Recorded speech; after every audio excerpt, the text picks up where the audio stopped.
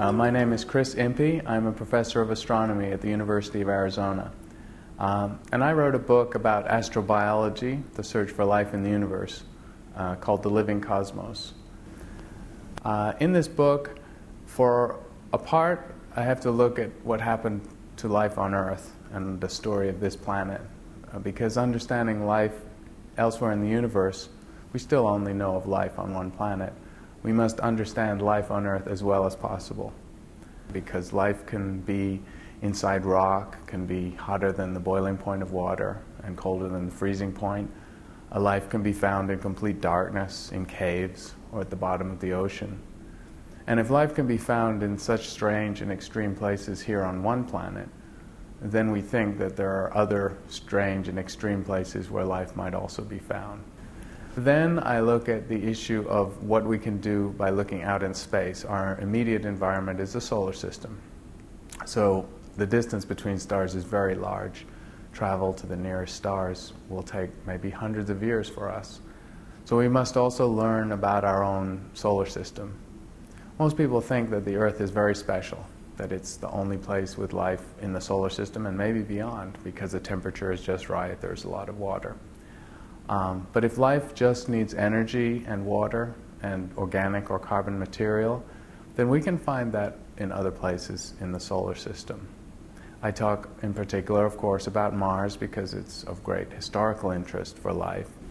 Astronomers are very excited by two other places in the solar system, Europa, a moon of Jupiter discovered by Galileo, and also Titan, a large moon of Saturn. Astronomers are interested in life however they find it, but one big question is life elsewhere the same as our life, the same DNA, the same biochemical basis, same genetic code, or can life form in different ways? Different genetic code would be a small difference. Larger difference might be it doesn't use water. Very large difference would be that it doesn't even use carbon, but uses some other chemistry to make information. So after talking about the solar system, I move into the outer universe further from Earth and the exciting discovery starting in 1995 that we can find planets beyond the Earth. So until 1995, we'd looked very hard, but the only planets we knew were the solar system. If you look on the web right now, you would see 450 planets, a huge number, all discovered in the last 15 years. So this activity is now very successful, and we think almost every star like the Sun will have planets around it. But in the next few years, we expect to find Earth-like planets, twins of the Earth, maybe 10, 15, 20 light years away. And those will be the best places to try and look for life. That's a difficult experiment, and the way astronomers will do it is by looking for chemicals in the atmosphere of those planets that indicate life. And most people think in the next 10 or 15 years we may find planets with life imprinting in their atmospheres. And then in the last chapter of the book, I talk about the search for intelligent life in the universe.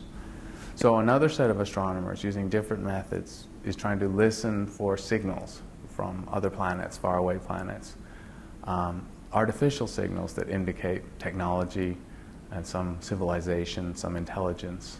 And so now they think the search is very powerful, and now that it might succeed. If it doesn't succeed after 10 or 15 years, they will probably conclude that intelligent life or civilizations are quite rare in the Milky Way. Of course, if it does succeed, it will change everything because... So in this subject, to conclude, I think that even though we only know of life on one planet, the expectation is there that the universe is made for life, that the habitats for life are there, the ingredients for life are there, the universe is a big place, and it would be very surprising if there's not life elsewhere.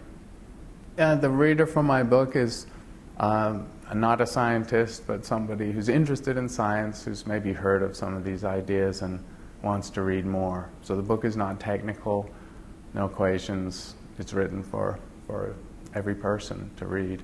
It includes different kinds of science too, some biology, some chemistry, some astronomy. Astrobiology is an interesting subject because it is interdisciplinary and includes many types of science.